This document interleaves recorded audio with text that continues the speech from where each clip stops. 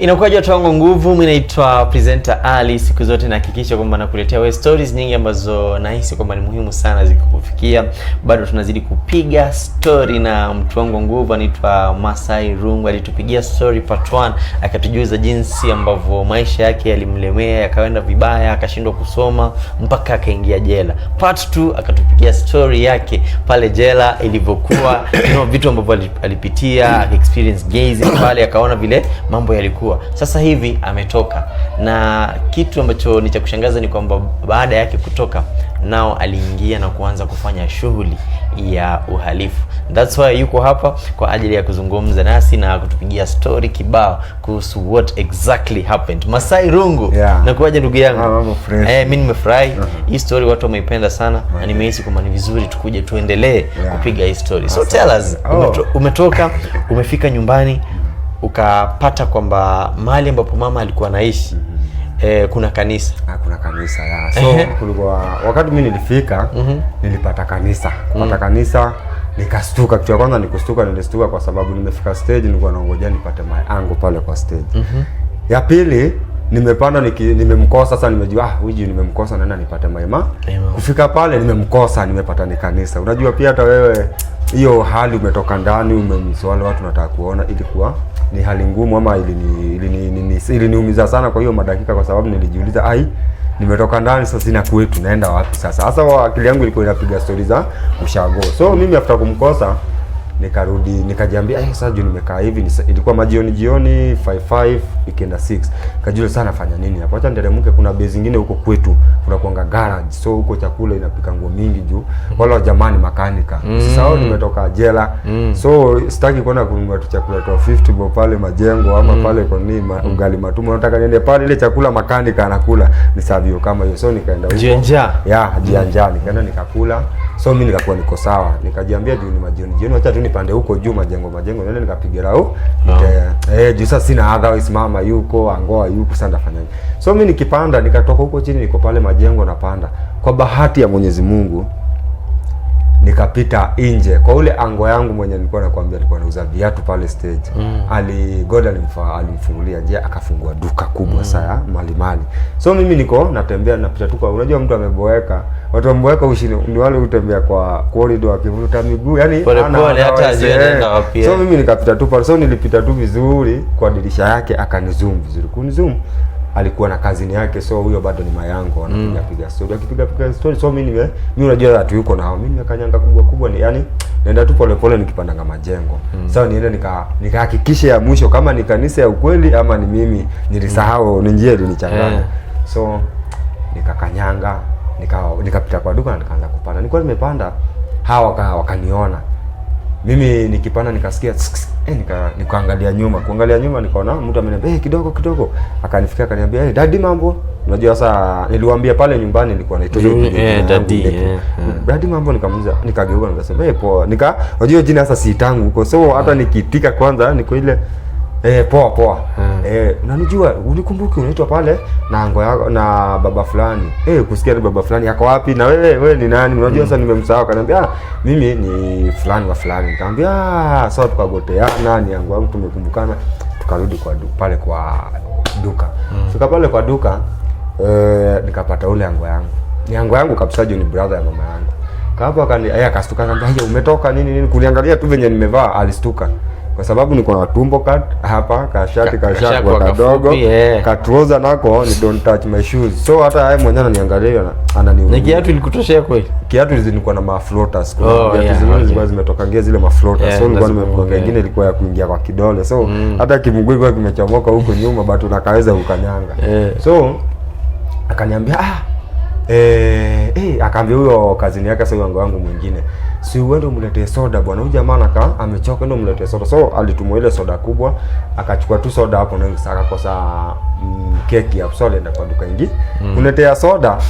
Obviously ameletea soda. Hii ni kitu sijaona mwaka, hata hii tangu niende Kakamega sijapata na soda. Sasa leo hii nimeiona, akanifungulia akafungua ule akaendea keki. Lakini nakwambia kuendea keki kurudi, alinipata na shika chupa empty hivi. Nishamaliza kukunywa ile soda. Sasa hata hao walistuka juu niliona wameangaliana, wakaniangalia, wanashinda huyu jamaa. Akaniambia chukua. So keki nikaanza kuzikula kwa kavu. Sasa soda ilikuwa tamu, so kuweka hapa nimezoea uji bana. Uji ingine sukari yenyewe iko mbali. Ni uji ile ya white set ni ya wimbi, ni uji ile ya so ni ile tu ya kufungua tumbo. So hata yeka utamu kakiguzia pale na ile rangi. Wewe unaomba hata zile nini za tumbo hata sikio. So nikakunywa, akaingia kwa mfuko akanipatia 200. Nikamuuliza, "Hey, najua nimepita pale. Nimeona wewe ulifungua duka." Akaniambia, "Mungu alifungua njia nini?" Nikamwambia, "Sasa my mom juu mimi nimeenda pale nimepata kanisa ni pefa iko hapo." "Alienda wapi?" Akaniambia, "Yeye na kweli umekaa. Iwe mama alihamanga hapo kitambo." Sasa mimi niwachanga my mom, biashara ziko juu, at least ako anajiweza hiyo time. So mimi nikitoka huko nakuja na ile morale nikijua lazima nitafungulia duka kazi. So mimi kukuja akaelezea, akaniambia fanya hivi, utaelezewa na sawi yangu, utaelezewa na fulani atakupeleka akuoneshe akuoneshe mama alihamia.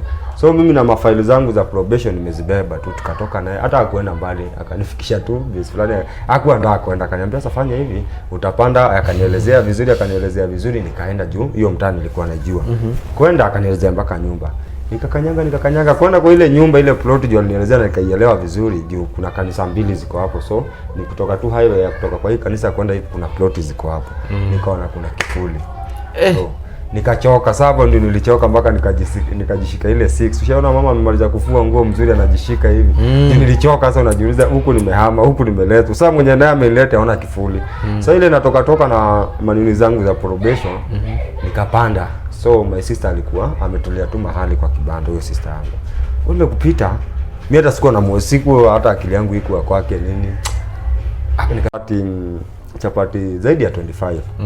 Hao tuseme hata kama walikulanga sana juu siku ya sababu tuseme tatu.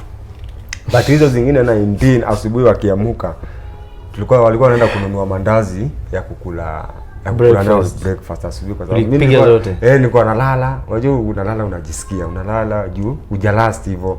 Unalala ukijisikia unakumbuka pale kuna chapati ndani tu ya blanket unazishika kama 3 unazimeza. So nikakaa. So wakati nilifika home nikakaa wiki mzima. So my mom hiyo time hakuwa na feel poa. Venye nilitoka jela nikitarajia nitampata akiwa, nikapata mambo ili change, kwa sababu kitu ya kwanza hiyo time alikuwa amegonjekanga, kuna venye alikuwa amezidiwa kiasi na mwili. Ya pili life ilikuwa imesha change. So si venye nilikuwa nimewaza. So mimi kufika hata nikastuka. Sasa nikashindwa sasa hapa ni kuanza ni wapi. So venye nilikuja angeweza kunirudisha tena shule, kwa sababu ile miaka nishafikisha, niko na 19 years. So hata kunirudisha shule itakuwa mimi ni mkubwa na niliwacha class 4 class 5. Sasa hivi mtu ako na 19 years aende class 4. Miaka ishasonga. Miaka ishasonga. At least nimetoka Kakamega, niko na certificate 2, Kabeta nitoka na 2. So niko na course 4 kwa kichwa yangu. So my mom akaniambia, lakini wacha ndakutafutia kazi. Wiki moja tu hata ikuisha, ilienda tu kuisha wiki moja na siku kadhaa.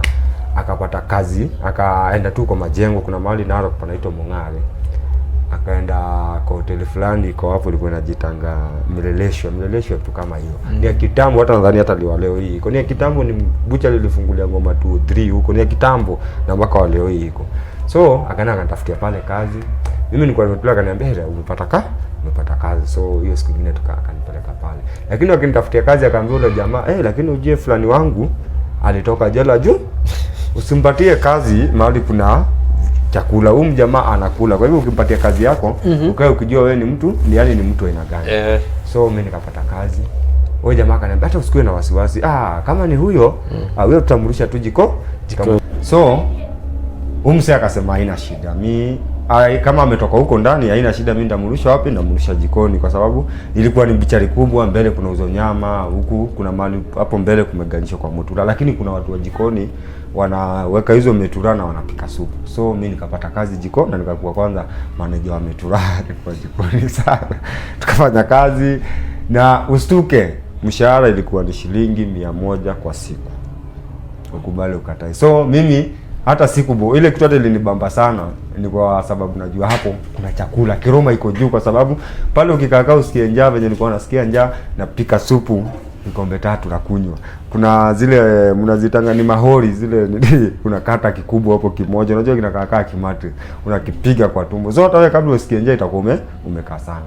So mimi nikasonga na life ikasonga na siku zikaenda. Nikafanya pale kazi like juu nilitoka mwezi wa pili 2009, nikapata tu kazi hiyo mwezi wa 3 mwanzo. So nikakaa pale mpaka mwezi wa 7. Kwa pale mwezi wa 7 nimekaa katudo kwa sababu nilikuwa nalipo 100 bob per day. Si kuwa nakosa marupurupu tukisema kitu kama 70 bob ama 50 bob, 100 bob juu hizo time. So kuwa na pesa kama hizo ni nyingi. Hii 100 bob na mekio labda nikienda home hii ndio tunatumia hizi marupurupu kwa sababu unajua mtu akuwa ametoka jela anajuanga kuchunga pesa vizuri sana. Kama kuna mtu anajua kutumia pesa ni mtu ambaye ametoka jela. So mimi ile marupurupu kidogo nilikuwa napata, ninaenda nafanya nini?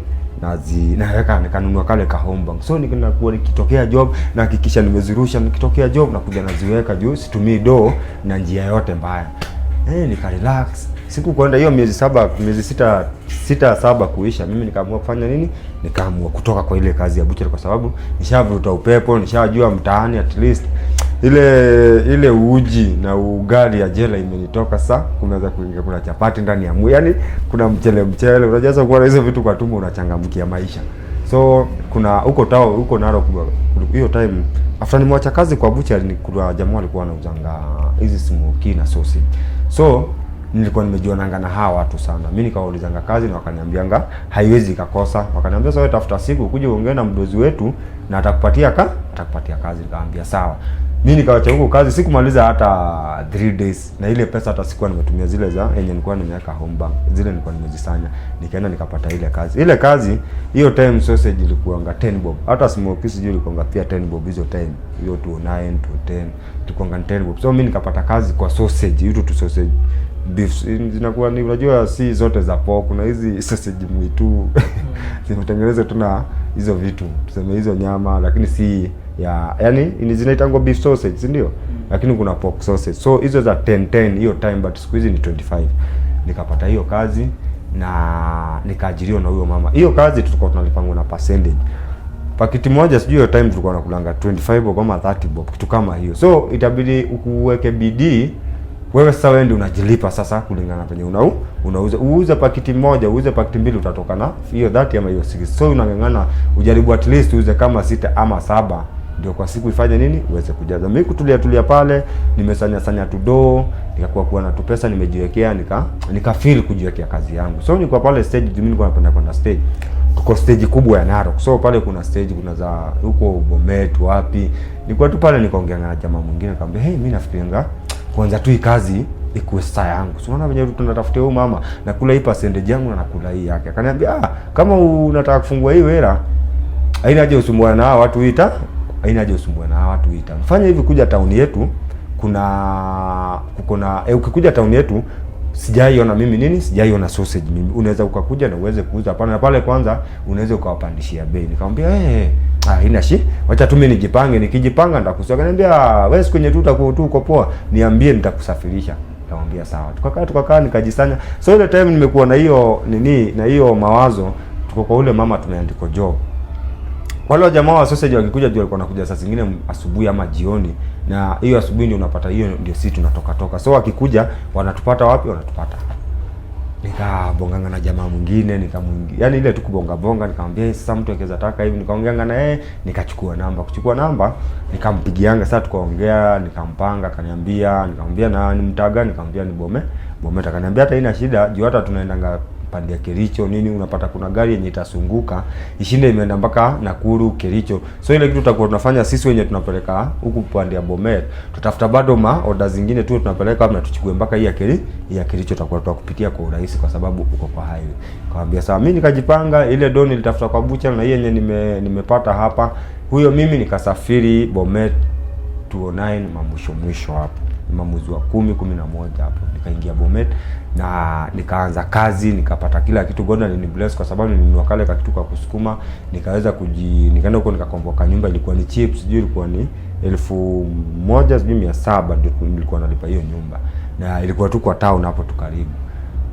Kufika huko nikaanza hiyo biashara. Hiyo biashara ikashika, siku zikasonga. Mwenyezi Mungu akafungua njia na hata nikapata na nikaandika wajamaa wengine wangapi? Wawili. Saa zingine naenda kazi, saa zingine siende. Mimi nishakuwa bazuu kwa tauni ya wenyewe. Nakaa tu huko, saa zingine najisikia ndio naenda mara moja. Wajamaa wanaenda wanafanya kazi, wanafanya nini? Wanakula commission yao, yangu wananiletea. So nikuwa huko ndio babu yangu alikujanga akaaga, nikakujanga madhishi hiyo 2009. Ikienda tu kuisha ndio babu yangu aliaga, nikakuja madhishi na nikarudi Bomet. Kurudi Bomet nikakaa, tukaingia 2010. Kuingia 2010 ile town ni town nyingine tofauti, but nadhani siku hizi kumechange kwa sababu government nyingine. But hiyo time kulikuwa tofauti sana. Kwa sababu mimi wakati niliendanga huko mimi kuna vitu zilikuwa zina happen, but mimi sikula mingi. Sikuwa nimeweka kwa kichwa, kwa sababu kiingia huko Bomet ulikuwa unapata wasee walikuwa wanajikaisha. Kama ni msee wa kukamu, watu kama Wakikuyu wengi wenye nilikuwa najua huko Mahoka. Huko unampata na nyumba yake yenye amekomboa. Ulikuwa unampata wanaenda wanashikana kama watu 3 4 wanakomboa lodging, wanalala. Kwa sababu gani? Anytime furugu ilikuwa inatoka Bomet. Na wakati nimekaa huko 2010 nakumbukanga 2010 mwanzo hapo mwezi wa kwanza au mwezi wa pili wa tatu, kuna kitu ili happen in Bomet. Mimi nilikuwa nimetoka kwa nyumba siku hiyo, na biashara ilikuwa imerudi chini juni after December. Biashara ilikuwa so nilikuwa kazi peke yangu, haja mwingine walikuwa wamesimama kazi kidogo. So mimi nimetoka kwa nyumba, nimeenda pale stage ya Bomet, nimeenda kufanya nini? Nimeenda kuuza smoking kwa hapo. Mimi nauza tu pole pole. Kwa kujanga jamaa mwingine tu kwa kujaza makanga, akaanza kunichokoza. Nikamuuliza, boyo, mbona unanichokoza? Kaniambia, na sasa ni ile unajua tu wachokozi, akanichokoza. Kumbe wako lengo yao ni nyingine tofauti, ni wanifuruge. Mjamaa unichokoza, mimi ni mwanaume. Hauwezi nichokoza na nikunyamazia, hauwezi nigonga nikuangalie. So mjamaa kunisukuma nikamwambia, boyo, wewe acha mambo yako. Kumsukuma hivi kidogo, niliona watu wamekuja wengi, sasa ikakuwa ni kama ni mob justice. Kwa ni mob justice, mimi na furugo hapo, hiyo nini ikaanza. Sasa watu wakaanza kufurugo moja tuko hiyo town. Unapata kama wewe si wa hiyo town ama wewe si wa hiyo kabila, unafurugo. Mimi nilifurugango, tulipigananga vita kwa sababu tulipigananga bani, nikajipata nimeingia kwa mtaro, nimepigwa tuoze ikararuka. So wakati tulipigananga wase walikuwa wananifuruga hivyo, mimi niliamunga kutoka mbio highway. Ukumbuke wale ni wakale, lakini niliwashinda mbio siku hiyo, kwa sababu hii ni kifo.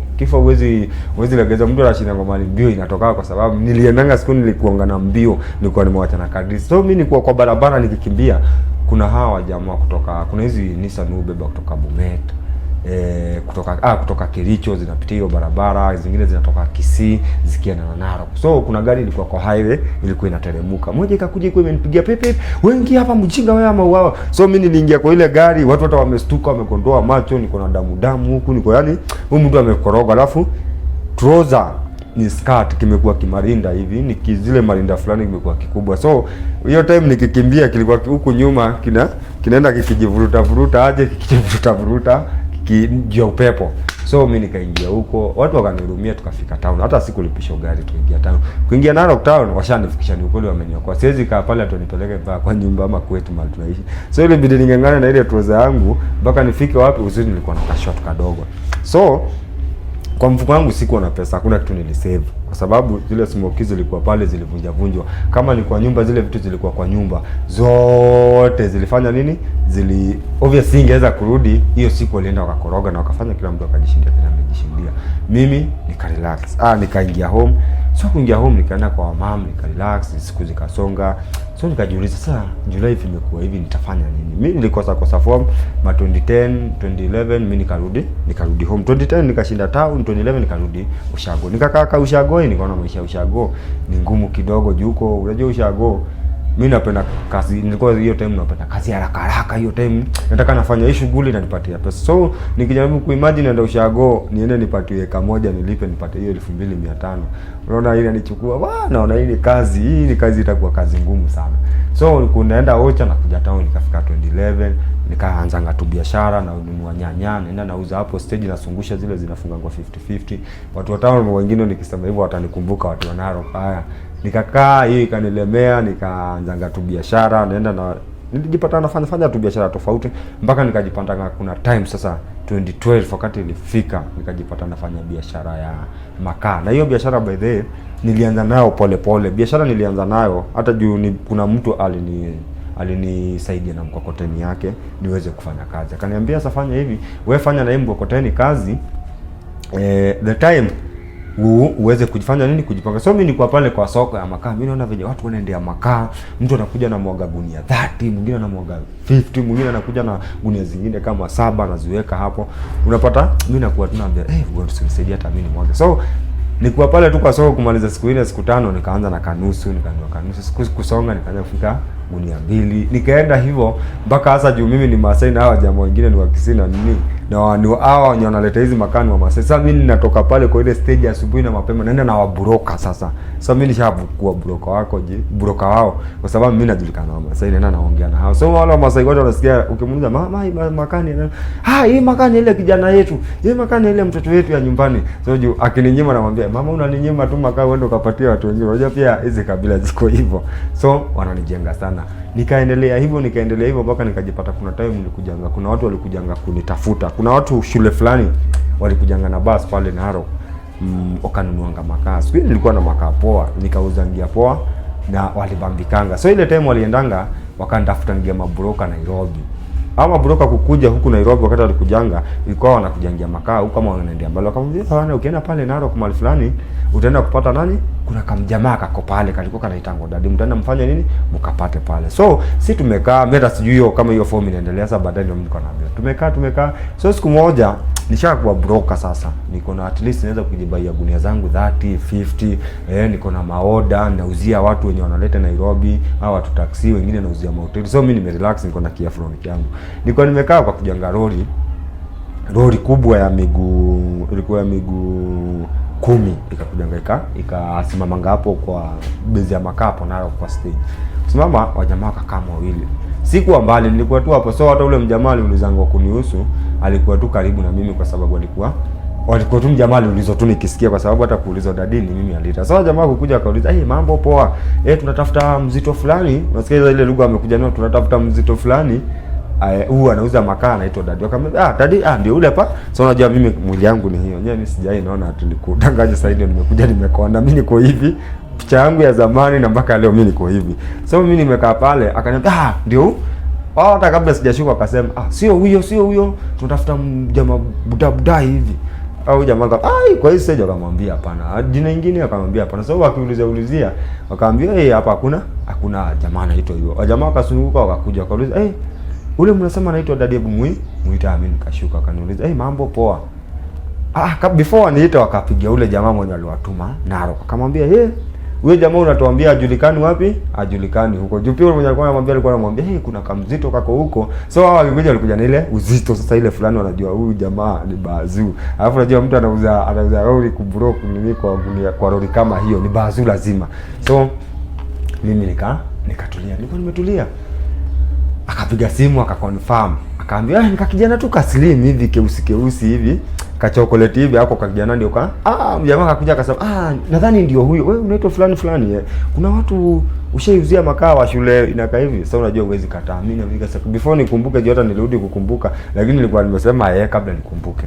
So wajamani ka broke makaa walikuwa wanataka makaa mingi juu nilipatanga juu pesa yangu yenye mimi nilipata mimi peke yangu nilipata over 100k, na hao wengine nilikuwa nimebroke kwao na kila mtu akakula pesa, kwa sababu hii pesa ilikuja hiyo makaa tuseme kama walikuwa wanataka gunia 400 ama 500.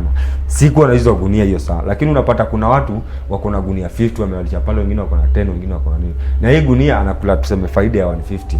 Unanielewa? So nikienda ni broke na mwambia fanya hivi, nitakuchukulia gunia zako zote 30 na unikatie hizo 50 za juu, hata kama ni wewe huwezi kataa. So hizo 50 zote za juu zinakuja wapi? Nakuja na zikula. Alafu ule mwenye alinunua hii makaa, mimi nirudi nikaongezea 50 juu kwa sababu ni mimi nimemtafutia hii makaa. So kila gunia nilikuwa nakula 100. Kwa makaa sasa zangu sasa zile zilikuwa unapata ni zangu juu, utapata mwingine na mwambie ni 50 tukishindana. Kuna wale wa rais unamwambia sikula hiyo 50 haraka nibebe gunia yote, kesho ununue mwage stock nyingine. Anapiga hesabu anaona hapa niko na gunia 20. Hizi 50 siwezi kataa nini? Siwezi kataa hii pesa haraka. Anaichukua. So hiyo pesa nikaingiza na 2 days. Hiyo ndio kitu iliniharibianga biashara, kwa sababu nilikuwa mjinga, sikuwa ati nimekula raha ati nini. So kushika zile pesa zilinionyeshanga niende kwa niliendanga nikakunywa. Nilishikananga na marafiki wangu wengine pia walikuwa wanafanyanga biashara. Tukashikana watatu, tulienda tukakunywa kutoka Thursday, Friday, Saturday, Sunday tulikuwa kwa bar. Si ati tunaenda tunaenda tunalala home, kesho yake tunakuja. Hapana, tulikuwa tu hapo kwa hizo viti hizi za VIP hizo, tumechafua hapo, tunalala hapo, unaenda unakojoa, unarudi hotel, si restaurant iko hapo, tunakula huko. Ni pesa za kuharibu, tukaribu pesa zikaisha. Na hata nakumbukanga siku hiyo ndio nilidungango, kwa sababu niliangukanga na nikapata injury hapa, chupa ikanidunga, nilikuwa mrefu sana, nilikuwa Narok Town. Na wakati nilirudi nakumbuka nilienda kwa my mama, kaniuliza hii alama imetoka wapi, nikamdobi nilikuwa nimeleta mzigo. So mimi my mama anajua kwa nimehaijakiwa wapi, lakini niliangukanga nikadungwa na chupa kwa bar. Nilikuwa mlevi. So life ikasonga, maisha ikasonga, job ya makaa nikashindwa kuirudisha kwa sababu ile pesa niliziharibu. Tena hivyo nilikuwa na pesa za watu wengine nilikuwa nimekuta. So ikakuwa ni ngumu kuwalipa na nimeshasota. Nikakaa, nikarudi Ocha, nikaenda Ocha, nikakaa. Nikaona si election ikapigwa. Election ikapita, nikaanza tu shughuli nyumbani, nikaona hatuleti do. Nikarudi town. Kurudi town nikapatanga sina kazi, sina nini, form sina, ndio nikajiulizanga sasa nitakaa hivyo kweli. Mimi nilikuwa najua kushona hizi bangles, hizi bracelet. So nikajiambia juu najua kushona, naweza anza biashara gani? Naweza anza biashara hii. Sikuwa najua, nilitafuta jamaa anifunze. Na kitu fani, mimi hata sasa hivi nikiweza funza mtu hivyo sidhani kama anaweza shika, kwa sababu nilimfunza nikamwambia unifunze. Mimi nataka kushona. Yaani kazi kalikuwa kameanza kuniingia, nilikuwa napiga hesabu naona faida yake venye iko. Nikakaa. Jamaa kukuja akakuja akanifunza. Alikuwa ananifunza, alikuwa anasomea Voi, ni jamaa wa Homa, lakini alikuwa anataka Voi. Sasa kuna safari jioni, anataka kutoka afike Nairobi ndio atoke na gari ya usiku. Anataka kutoka Narok majioni afike Nairobi hiyo 6 aingie gari ya Coast ateremke hivyo usiku. So mjamaa alikuja hiyo masaa, alikuja akanifunza akiwa kwa safari, na niambia ingiza hii, toa hii, fanya hivi, ingiza, na akaenda. So mimi before nikuje nishike hii kitu nilitumia karibu wiki nyingine ngapi, na shona tu venye alikuwa ananiambia, narudia mpaka nikashika. Election kuisha, mimi nikaanza biashara gani hii. Nilianza na kupanga chini zikuwa 5, nikakuja mpaka nikajipata nimefungua kibanda kubwa. Na wakati nilifungua hiyo kibanda nilijipata na shonea watu wakanijua pale Narok pale stage sana. Wakati niendelea hivyo, siku moja hapa ndio life yangu ilikuja ikachangia, na nikaanza na crime. So kuingia kwa crime itaanza namna gani? Nimetulia pale kwa kazi yangu, nilikuwa nimefungua kazi hapo kwa station, nilikuwa naweza kuandika mtu mmoja ama watu wawili. Kuandika hawa watu, huyo mtu mmoja ama wawili, ni yeye anashona kwa bidii yake, akishona anakula na commission. So anaweza kashona 10, kwa kila kamoja alikuwa anakula 30 bob. Kwa hiyo 10 ako na pesa ngapi? Ako na 300. So hiyo 300 unaona inamsaidia. Nikakaa so nilikuwa pale, nikajiambia na leo jioni nimeboeka, acha nataka nipitie kwa madhe, acha niende hapa Naivas nikanunue kaskari kidogo na nini nipelekee Mokoro. So mimi wakati na pita pale nikienda Naivas, nikaona kuna mahali kuna wasee wako hapo wamekaa msai wako Narok, na kuna game inachezwa wapi? Inachezwa pale. Mimi nikasema acha nipitie pale, nilikuwa na 2K, nikajiambia acha niingie pale na hii 1K nifiche 1K nyingine. So mimi nikaenda pale, karibisa, nikakaa kando kidogo. Nilikuwa nimekaa hapo kando kidogo, wajamaa wanakuja wanakula. Sasa ile kitu inanipatia hamaki, yani ile tamaa, nasikia tu kucheza. So nimetoa dhao yangu moja, nimeshika hivi kidogo, sijui ni nini ile happening hapo. Mimi niko kando, kuna jamaa anajaribu kuja ananiambia ni aje sukari, namwambia mimi niko sawa, karibia ucheze, namwambia mimi niko sawa. Kukaa pale, sijui ni nini hawa jamaa walikosania, hawa jamaa ndani, kwa sababu kuna jamaa wanakanga pale ndani, na hapa nje unaonanga watu wengi. Hawa watu wengi sasa ni group moja yote. Ule jamaa ndani kuna pesa huyu jamaa alikuwa amechezesha. Unajua wakati unaona ule mtu anakula zile pesa dakika kadhaa, urudisho venye utajua venye zimerudi wapi, zimerudi ndani. Kuna njia mingi sana za kurudisha ndani. So hiyo pesa ikawa ni kama inataka kupotea kidogo. Sasa ule mtu ndani akaanza kulalamika na hiyo kaduga kawizi. Maloki ndinyo sijui nini haijaingia, sijui nini. Kidogo mimi nilikuwa pale nikashinda huyu jamaa. So unajua ule mtu ndani haiwezi ongelesha huyu jamaa wa nje direct. So kuna huyu jamaa mwenye amkanisha naye anamwambia, "Wewe fulani niwe nimefungasha, so hii pesa irudi." So kidogo niko tu hapo nje, nikasikia tena huyu mwingine, si huyu amesema Maloki ndinyo. Unajua mimi ni mjela manze, nimekaa jela. So kuna tuluga najua na kuanga kina tu tukukoniwa tukusengenyo nini, na sasa lazima ukue kina. Niko pale nikasikia huyu mwingine naye amesema sijui nimendinyo Maloki sijui nini. Nikasema watu So ile hamu nilikuwa nayo ikanitoka, nikajiambia acha niende nitakuja hapa kesho. Nikaenda supermarket nikanunua. Kutoka pale nikaenda nikanunua vitu. Kesho yake asubuhi nikajiambia sasa leo hata siendi, nikaenda nikanunua kazi, nikachaka jamaa kingine. Kuna jamaa tulikuwa tunafanya naye nikampatia kazi. Nikamwambia sukuma kazi, acha nifike base kwa hapa naku. So mimi nenda pale kigame set, nimeenda kutafuta kazi. Kwenda pale nikapata game inaendelea kama kawaida venye jana ilikuwa. Nikaenda nikakaa kando. Kwa kando nilikuja kwanza, nilikuwa nimekaribia jamaa mwingine akaniletea kati, akaniambia nikamwambia mimi niko sawa. Akanisonga basi pale kando, acha nianza kuniita msoraji. So mimi sikukaa mbali, nikatua hapo kando naangalia tu game. Nilikaa pale kitu kaa 3 to 4 hours nikiangalia, sichezi sifanye, ninaangalia tu. Kuna masaya alikuwa hapo, alikuwa na gongo pesa na nini, alikuwa na tumo ka 40 anaendea ka 30, anakuja na nyang'anyo, anapigwa pale, anafanya hivyo, anakuja na nyang'anyo. Huyu jamaa Masai akakuliwa. Kuna pesa alikuliwa ikamjamisha. Nadhani sijui kama ndio ilikuwa ya mwisho ama ilikuwa nini, ikamjamisha. Jamaa alipigwa, alinyang'anywa ile pesa, ile kelele alipiga hapo. So kunyang'anywa ile pesa, alitoa tu kisu kwa amesema kaje unanirobia nini. Alafu hii tent imejengwa hivi, iko hivi. So mimi niko side hii na yako side. So hapa ndio face. So mimi niko pande hii tu, kando tu kidogo.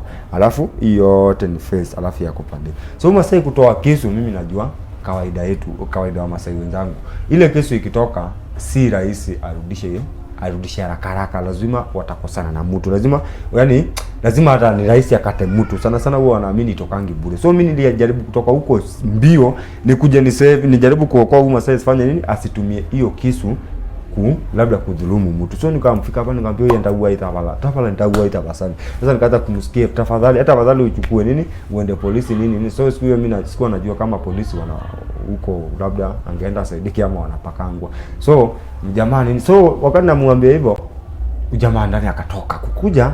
Mimi bado niko nitaua itawala. So mjamaa akaniambia mwambie itishe discount. Mimi nikamwambia Masai, nikamwambia discount, nikamwambia ati discount, mwambie itishe discount. Akitisha discount atapa. Nikamwambia ndio wimbo zinye discount. Unajua nao ukisikia hiyo kajina discount unajua nikajira kazuri, nikajina kwa kupata kitu.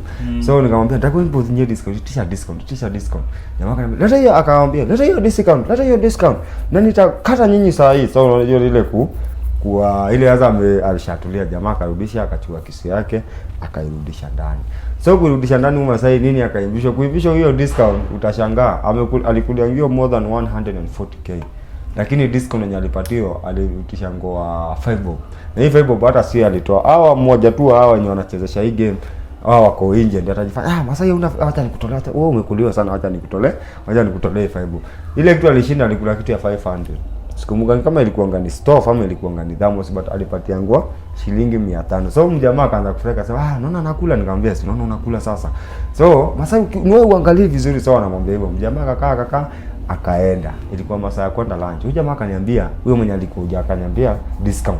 Unajua hii game imekuja huko iko imekaa hivyo sana, watu yani hakujaanza kuwa na wasee wanajua Kimasai wanafanya, wanajua hiyo game huko sana. So mimi ndio mtazamaji, niko wa kwanza, niko pale, nimeenda kujiingiza kwa ile game. Nikakaa.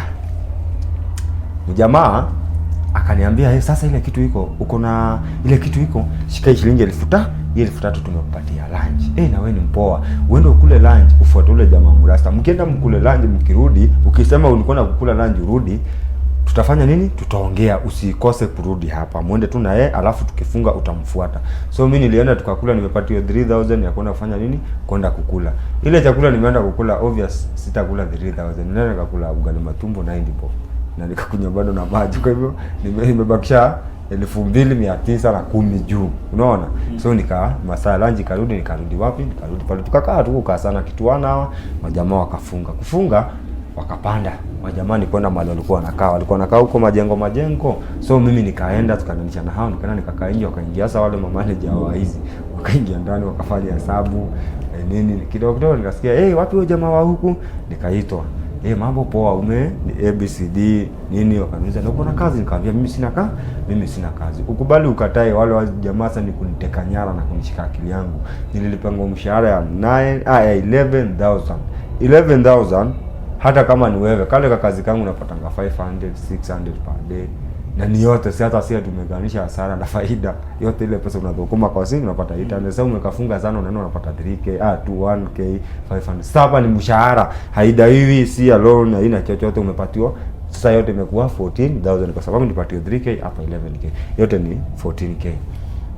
Unipatia zile do, wakaniambia sasa kutoka kesho wewe ukikuja wapi? Uju nikitoka pale kwa wale mimi nilikuwa nimevaa tu hivyo, akanipoteka niambia sasa utaenda ni tutoja 2 3 upige lu kama hao wengine ukujanga wapi? Ukujanga pale juu sisi hatuna Masai wapi? Hatuna marafu tu, tumeona wewe ni mpoa, wewe ni mtu unajua hii kazi.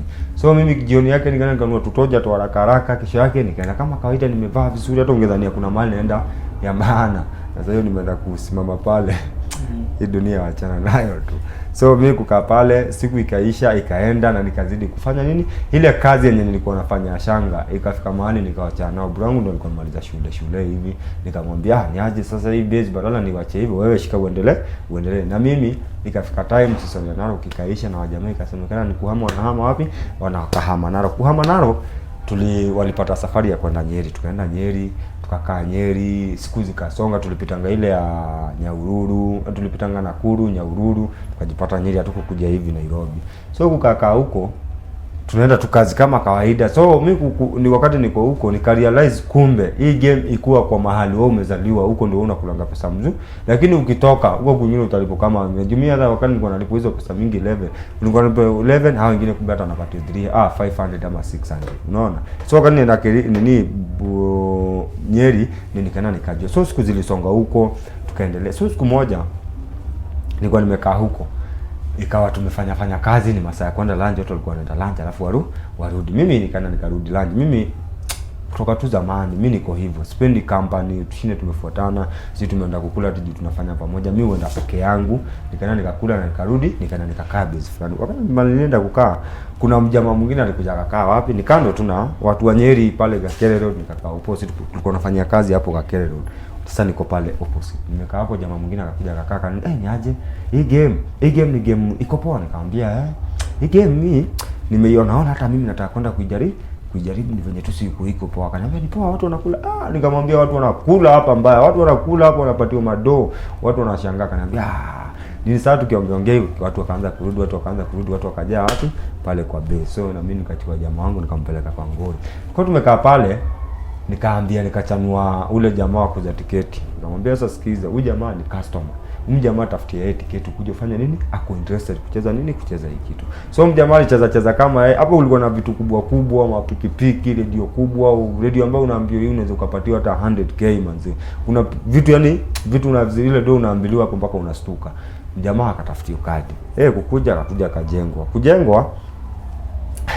Obvious mimi ni wa hii kazi. So maswali yote nitataka naona yeye anataka kufikia, na hizi pesa ni za ukweli. So mimi nataka namdhibitishia kabla hajaniuliza, nimuulize hebu kidogo, hizi pesa zenyu ni za ukweli mtu akikula?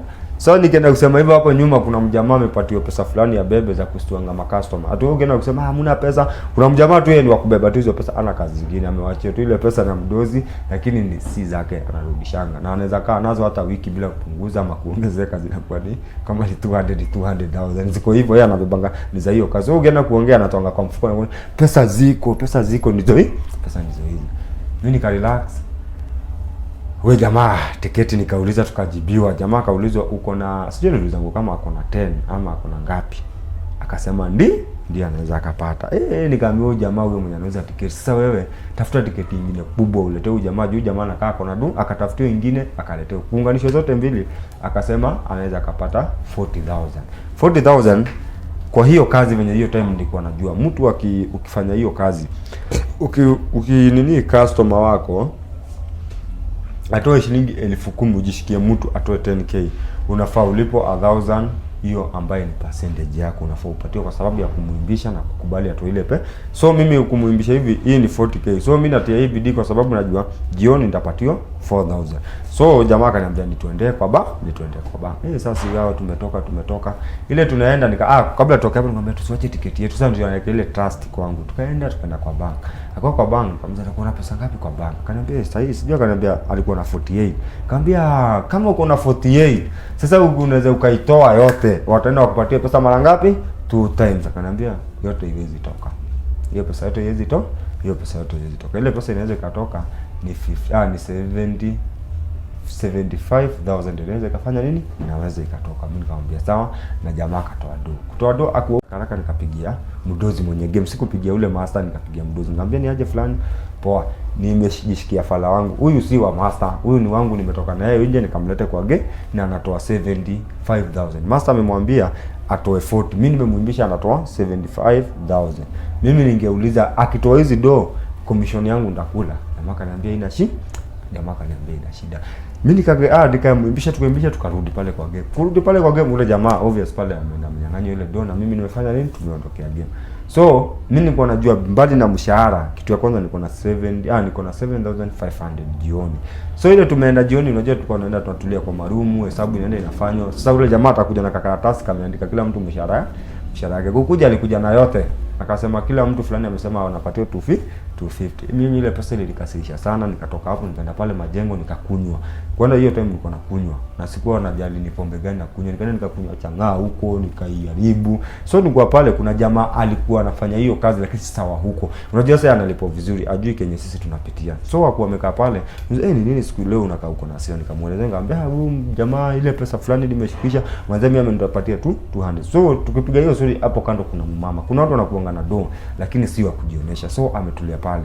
So tukupiga hiyo nini nasema kaka mimi naomba nipate do, naweza jiwekea kitu kama huyu mtu hata nimfukuze huko. So mother kusikia hivyo akatuliza ni kazi gani? Mimi nikamwambia ni vizuri badala nikuambie ni vizuri ufanye nini, ukuje kesho je tunakuanga mahali fulani, ukuje kesho ujiangalie. Kaambia hata kesho sitakuwa busy. Ni madam alikuwa na do, lakini pia alikuwa anafanyanga bado tu hizi kazi si ambayo si za halali, kwa sababu alikuwa anaenda na hizi mashamba hizi mabusta natafuta mahali kuna network. Wana anaenda na broke hizo siku broke, yani kuna venye alikuwa anacheza kama hizo, alikuwa na ganji. Akakuja kesho yake akaona, nikamuelezea na namba mimi nilikuwa nazijua. So tukaenda tukapangana, akanipigia. Alikuja tuna gari hapo kama customer, akakaa akasorora akatoka akafanya nini, akaenda. So by wiki game ikafanya nini, tukaharibiwa juu wasee walikaa msoraji huyu msee kusema hivyo. Mimi nikashughulika venye hizo tiketi zitapatikana, hizo vitu ni gani na gani. Ule best yangu juu sasa kazi tutafunguliwa mimi na yeye ashughulike venye hii group itatoka Nyeri. Waende Kanjo, alipe Kanjo, watu wa pikipiki wa Hongwe, watu wakuja wafurugu wafanye nini, waende na ikahape na wasao kafanya nini, wakaenda. Na mimi nikatokanga na hao tukakuja Nairobi, ukaa Nairobi siku 3, mimi nikarudi, nilikuja tukanunua vitu hiyo kukuja na hao, tulikuja pamoja. Mimi nikawa sasa nitarudi juu mdozi atakuja Nairobi tununue vitu, sasa turudi tu tukafungue wera. Na siku zikaenda tukafungua wera na siku zikaendelea. Sasa tuko 2014 huko, ni 2014 sasa. Nataka unifuate vizuri. So kubai nikaona tumekaa huko, jamaa akaanza kuwa ni wale wa jamaa mmefunguliwa kazi na mtu anataka kuwa prefect zaidi tena sana kuliko mimi. Niko na huku si kwetu na jamaa huku niko hakuna kitu hizi fanya na hakuna kitu hizi ongea. Unaangalianga mtu kulingana na maongeo yake kutoka mwanzo. Mimi nikafanya nini, kujitoa mimi nimeingia Nairobi. Kuingia Nairobi sijarudi Narok na tu ujue hivyo. So nimeingia Nairobi, kitu ya kwanza sina kwa mtu nimekuja. Sina kwa andi yangu, sina kwa mjomba, sina kwa nani. Nimeingia Nairobi hivyo. So kukuja aso nitaanza mpya. Ile tudoni nilitoka nato, nilikuja nikalala nato siku kadhaa kwa lodging, tukaisha kukunywa nini tukaisha. So sina mahali pa kulala nini, nikaanza kulala Mudhurwa. Kaka Mudhurwa kuna boy mwingine anasaidia ngama vijana huko ambaye anafanya ngatu pale Mudhurwa. Hata sasa nikitoka town niende lazima nikuwa na njaa, naweza kwenda nipitie hapo kwa huyo best yangu anaitwa Chalo, niende nikule alafu nifanye nini, nitoke. So nienda nikapiga pale seti wiki moja wiki mbili, hata sikumaliza wiki mbili. Wakati napiga hivi nikapata na majamaa wengine wa mahoka tutao, watu tu mahasila. Wakaniambia, nikauliza rada ni gani? Wakaniambia Masai badala umiange hapa fanyanga hivi, sisi tunaenda tunakomboa pale Nyamakema nyumba. Kuna nyumba ziko hapo, double ni 500. So tukua watu watatu tutakuwa tunalipa 165 ama 170. Kwa hivyo kila siku ukipiga asoli yako huwezi kosa 170, unapata mahali pa kulala na nina nguo ziko huko na vitu zinaoshwa. So mimi nikajiunga ile group na tukaanza kukaa pale Gatanga. Siku zikasonga mimi kazi yangu sasa, unajua nafanya kazi gani Nairobi? Sina kazi, hakuna kazi nimekuja nimepata. Siwezi rudi kwa ule mzee kwa sababu tulikosananga. So ile kitu ndafanya nikaanza pickpocket wase. Nikawa na pickpocket wase, napata kasimu, napata 500, napata nini kwa siku. Sasa hiyo ndio asoli yangu. So siku moja Nimeamka tu vizuri, niliamka tu mapema tu vizuri, hata sikuwa na maneno na mtu. Nimevaa kuna kijake nilikuwa nafaanga, nikiingia kazi kikubwa kieleza na kiekelea hapo. So mimi tu niko zangu tu, nimetoka pale Gatanga naenda kutokea pale naenda Mudhurwa sasa kukunywa chai kwa huyo rafiki yangu. Ndio hapo ndo tulikuwa naenda karibu sisi wote. So niko pale OTC, before ufike pale Equity OTC, kuna tuduka tu simu tuko hapo. So mimi natembea hapo. Wanatembea niko na madha fulani anaenda kunipita, alafu amebeba kibeti na hii kibeti yake imefunguka. Kufunguka, mimi unajua mimi ni mrefu, yeye ni mfupi, ni mwalalo, alikuwa amejifunika mpaka hii nini wanajifunganga huko. So mimi nikachungulia nikaona hapo kuna do. So mimi nilichangamka haraka, nikaangalia kando. Kumbe venye naangalia kando hii wasiwasi mingi, kuna mjamaa akaona hapa hivi, nikawizi kanele. So alikuwa na sibamba tu bamba, nikachukua jaketi yangu na nikaiekelea wapi. Nikaanza sasa nitanisha na madheju kakibeta mbebe hapa. Chua nikaekelea kijake, nikaenda nikiingiza mkono. Ile tu nimeenda tu kuzishika hivi. My friend, nilisikianga kofi nyingine nilipiga nguo hapa, nikaanguka. Before nifike chini nikasikia mwizi yule mama mwenye nilikuwa naibia, unajua sasa sikuwa nimeweza kutoka na zile pesa. Akafunika akachukua kibeti kake akaharakishia juu, nadhani sijui ni banga alikuwa ni asubuhi ama ni alikuwa anaenda kununua vitu. Huyo mjamaa na mimi nimesikia hivyo, huyo mimi mbio nikatoka mbio, nikajiambia ni nduru na ni asubuhi. Kwa hivyo utisita au unachangamkia una dakika. Si ati ni story mob. Mimi nikatoka mbio nikapiga tu hesabu hapa nikikaa. Kuna mahali ukitolewa mbio unaenda na side fulani, ukienda uweze ukaguzwa na mtu. So mimi nimetoka pale UTC nimeshikana naenda hivyo na Mudhurwa. Sasa huko UTC unaenda na Mudhurwa, kuna gate mtu anaenda kwa ameingia nao, unavuka barabara ya kwanza, gari za kuteremka unavuka za kupanda. Unaingia. So mimi sikuona na hiyo. Nilienda tu nikafika tu badala nivuke barabara ya kupanda, nikapanda hasa na hiyo kama naenda na railways. Ndio, ukienda hapo mbele kuna na kafloeva kako hapo. Hapo kuna machoko suka hapo. Hiyo ndio ilikuwa base yangu hizo time. Hiyo 2014 December huko juu. Sasa tuko 2014 December mwezi wa 11 nikaingia. Raia kukuja kuona ni machoko so akabumburuka juu ni asubuhi. So raia ikaweza kunifikia. Mimi nilikuwa nimekaa pale nikajiuliza hii kazi kweli nitawezana nayo. So akili yangu ikakimbia haraka, nikajiuliza sasa juu nilikuwa nafanya kwa ule mzee, acha niende nimuombe kazi nione kama atanipatia. Kwanza tuliongea na yeye akaniongelesha vibaya, lakini alirudi kunipatia. Lakini sikukata sikumaliza wiki nikajiona na wajamaa wengine wanacheza game zingine zinakonga za farasi. Ukitembea pale Tao kuna wajamaa ucheza kadi 3. Kuna kadi kamoja ni ka white, kingine ka white, alafu nyingine kama farasi imekatwa, sipatia sigara ile ya sport ile ya kitambo imekatwa na imebandikwa pale. So upande ya juu ni black zote. So mimi nikajiunga na ile kikosi na nikapata kazi wapi na tukasukuma kazi. So tulikuwa tumesukuma kazi, nilikaanga kwa ile kazi sana mpaka sasa nikaweza kushift pale Gatanga na nikaingianga kwanza Kayole, nikaenda kuishi Kayole mahali panaitwa Patanisho. Tushauriane kidogo, nikapata do, nikaingia Dandora. Kuingia Dandora bado nafanya hii kazi ya farasi, nikasukuma. Siku moja tukakulanga jamaa mwingine wa Mudhurwa, mbaya anauza manguo. Hii ya farasi nika game. Hii game mtu unaenda pale ni kama tu kubrainwash. Yaani watu wanakubrainwash. Hizi kadi ni 3. Unaoneshangu unaambiwa hii ya plain hauwezi ukakula nayo. Hii nyingine ya plain huwezi ukakula na hii ya kafarasi, hii iko na kapicha ndio unaweza ukakula nayo. So wanakuambia wewe ufuate macho yako kupoteza. Usahau hizo vitu, kuna watu wanazijua wamekuliwa ama wanafanyanga hizo, wanazijua venye naelezea. Kana kwa imekatwa ziko size moja zote. Alafu juu ni za black. Huwezi jua zikuwa hivi. So mjamaa ukuonesha na pande hii ndani. So akirusha anashikanga hii iko na farasi anaiweka chini, alafu hii yenye iko white moja anaiweka upande wa juu, alafu hapa chini kuna hiyo moja iko white ameangalisha pande ya juu. So anakuonyesha nakwambia ufuate hii ambayo ni ya kukula, hii nyingine ambayo si ya kukula usifuate. So the time atakuonyesha hii atakuangushia, akikuangushia ataangusha hiyo farasi, ataangusha akakako plane, alafu hii ya farasi yenye amebaki nayo ataenda aekelee juu ya ile plane.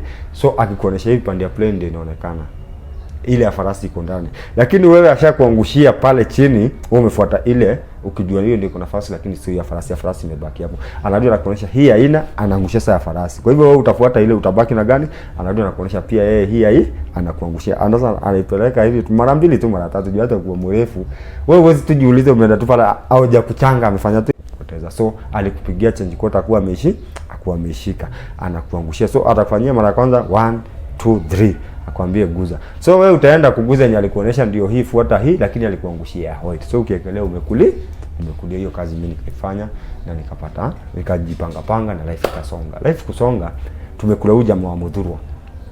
Tumepigwa. Mimi nikaona hii life imekuwa ngumu, Mimi kuna dem nilikuanga na juanga, alikuwa anaendanga kazi zingine zinajitaza maombi. Anaenda anaombea watu, anadanganya watu, kuwasomea nyota. Mimi niko najua hao dem wanaendanga wanajifanyia kazi na waliniambianga hii kazi ni yao binafsi. Yaani hakuna mtu ameandika kwa sababu hii yenye sisi tunafanya tumeandikwa. Ni kuandikwa, tumeandikwa, kuna mtu tunafanyia kazi, anakuja anafanya nini? Anatulipa. So hii yenye hao wanafanya, ananiambia ni mnaenda unafesiana na mtu, anakupatia kenye mnakupatia, kama mko wawili mko watatu mnagawana. Mimi nikaenda, nikampigia, akumpigia, akaniambia ni sawa, wewe jioni nitakupitia ama nitakupigia tupangane alafu tufanye nini. So jioni akanipigia, akaniambia sawa, fanya hivi, kisha asubuhi uamke tutoke kazi, lakini utafute kutoa hizi nguo za official kwa sababu hii kazi ya maombi inataka watu official na watu official. Nikamwambia sawa, niko na official. So mimi kesho yake asubuhi nikaamuka na nikaenda tukamit umden, akanifunza kazi. Hii kazi ni kwenda kuombea watu. Mnasoma mtu nyota. Kumsoma nyota mnamdanganya. Unajua kuna vitu happen kwa kila mtu. Sidhani kama kuna familia yote tuseme kwa kina extended family na nuclear family ya kina baba kina mama hivyo, ati kunaweza kukosa hata mtu mmoja hata mnyanyea. Sijajua hata shosho usibule zingine anatumigua mama wa kidogo mgongo. So hizo ndio zilikuwa nyota. Wewe nikikusomea nitakusomea ikuwa strong. Ni aje nini? Kuna mtu unaonesha kunywa anasumbula na ugonjwa wa mwili nini. Lakini unaona utajipata kama kuna yule sasa kwa hospitali utaniambia na kama hakuna utarudi uniambie kwetu haku.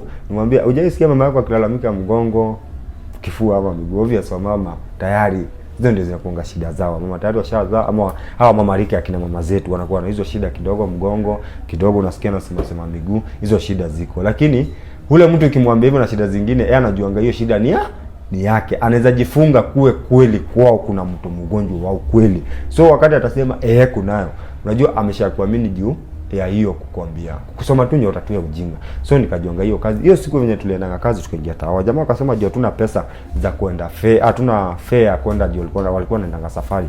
Tuingieni Nairobi tutafute. Mimi nikajiunga na kikosi tuingia. Kwa ile kazi tulikuwa tumezoea tunakula commission yetu ya 500 1000 juu ilikuwa juu kuliko ile ya radio. So tulikuwa nalipo ilikuwa juu kidogo, lakini si ati ni pesa nje iko na venye iko. Jamaa tukaingia town. Mimi niko innocent kazi sijaifanya, sijaikutana nao. Jamaa wakadanga wakashika mtu wao nini kidogo wakapata do. Mimi share yangu nikapatio 3000 na kitu juu. Sijui ilikuwa 500 ama 100 juu. Unajua ni kitambo ni kukumbuka nayo ni ngori. So nikapatiwa. Kukakaa nikasikia wamesema hii fare ni kidogo. Unasikia ni 3000 na mimi ninapatanga pale 700. Kwa hivyo hii 3000 ni pesa yangu ya wiki mzima kwa ile na nimeipata dakika. Na hao wanalia hii pesa ni kidogo. So wakaambiana twende wapi? Isili. Au sisi tukaingia Isili. Unaenda tukagonga pesa mzuri na mimi nikatoka na more than 10k. So kwa hiyo siku nilikuwa na karibu 15000 ama 16000 hapo. So mimi nikarudi mtaani, nikatulia, siku zikasonga. Siku kusonga, nishajua hii kazi, nishajua mabase. Sasa nishaanza mimi mwenyewe hata naenda najibuzia mtu na muambia venye namsomea na mdanganya mimi ni fulani, kwa sababu tulikuwa tunasimamisha watu tunawadanganya. Kwa mfano sasa hivi nikikupatana na wewe ili uweze kunikubali, kwanza nitajitambulisha na jina ya juu. Sisi tulikuwa tunapendanga kujitambulisha na majina za kusaidia kama missionary, yani umsee wako na kusaidia watu walemavu nini. So tulikuwa tunajitanga na jina ya Kijabe. Mimi nafanya Kijabe Missionary Center, na mara mingi unaweza nikanipata Family TV. Unajua Family TV hakuna mtu haijui, lakini si kila mtu anaiyochinga hiyo yangu na watu wengi. So ukitajia mtu atajua kuna Family TV kweli inaitangwa aje, lakini kabla wewe mwenyewe uchukue time mwendo wakishaniwa, hata kama uko nao si wengi, ni watu wadogo sana wanaiangalia, lakini kujulikana inajulikananga sana. So tulikuwa tunajitambulisha na hiyo. So mimi nikawa nafanya hiyo kazi. Wow, hii story imekuwa very incredible. This story has been amazing. Mimi nasema asante sana.